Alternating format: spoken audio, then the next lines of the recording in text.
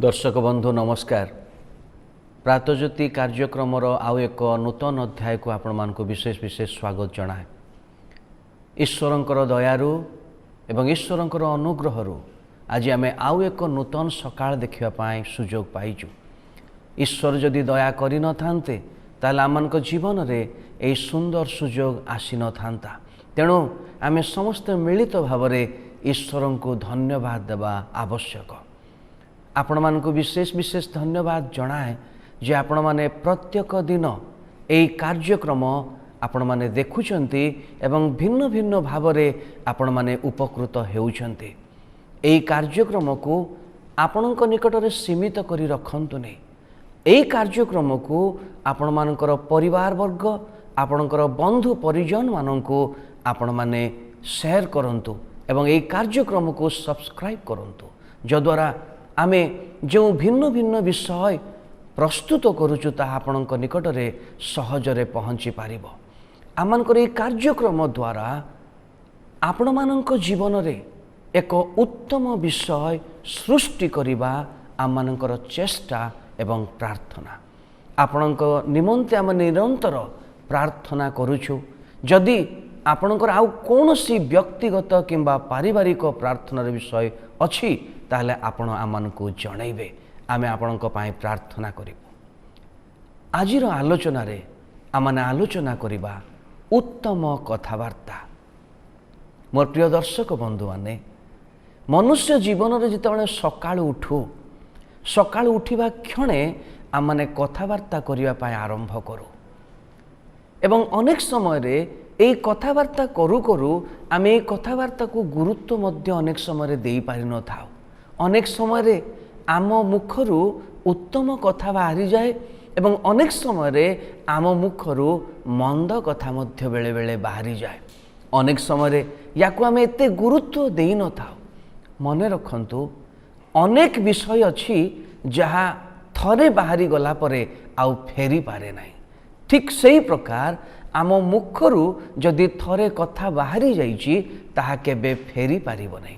तेणु कथा कहिबा पूर्वरु सतर्कता अवलंबन जदि करिबा ताहले आमनक मुखरू एक उत्तम कथावार्ता बाहरी पारिबो बा निर्गत हेई पारिबो। मोर दर्शक बंधु, अनेक समय रे आमनकर कथावार्ता प्रति आमे यत्नवान हवा दरकार। एई विषय रे प्रभु यीशु ख्रीष्ट मध्य तांकर लोकमानंको आहुरी सजाड़िबा पाई गोटिए कथा कहिले। से कहिले जे उत्तम गछ सबुबेले उत्तम फल से प्रदान करिबो, मंद गछ सबुबेले मंद फल उत्पन्न करिबो। उत्तम गछरू केबे हेले मध्य लोक मंद फल आशा करिवे नाही कि ताहा केबे प्रदान करिबो नाही, फलिबो नाही। किबा मंद गछरू केबे हेले मध्य एक उत्तम फल लोक आशा करिवेनी कि ताहा फलिबो नाही। ठीक सही प्रकारे जड़े मनुष्य जेतेबेले कथावार्ता करे, जदि तार कथारे मंदता परिप्रकाश हुए ताले से व्यक्ति को मंद बोली परिणत करा जाए। जदि से उत्तम कथावार्ता करिवे ताहले ताहा उत्तम व्यक्तित्वर परिचय से निजे देवे। जे प्रकार आमे गछर दृष्टांत आमे नौथुलु। गोटे उत्तम गछ सबुबेले उत्तम फल से उत्पन्न करिवो एवं गोटे मंद गछ सबुबेले मंद फल उत्पन्न करिवो। मोर प्रिय दर्शक बंधु माने, आपण आज को प्रकार गछ हवा पाई चाहुचंती।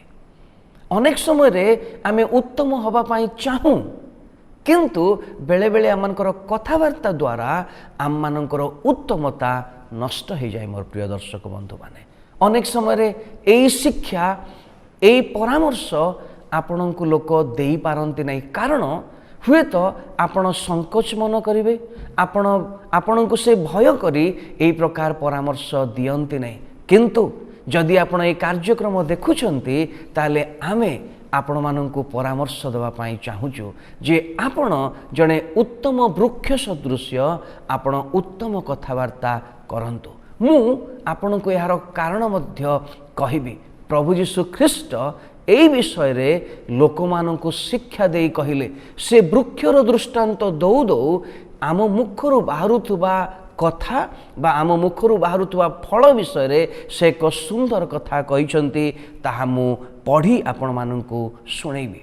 लूक लिखित सुसमाचार तार 6 अध्याय 45 पदरे से गोटे कथा कहिले, उत्तम लोक आपणा हृदय रूप उत्तम भंडाररू उत्तम पदार्थ बाहर करे, पुणी मंद लोक मंद भंडाररू मंद पदार्थ बाहर करे, कारण हृदयर पूर्णतारू मुख कथा कहे।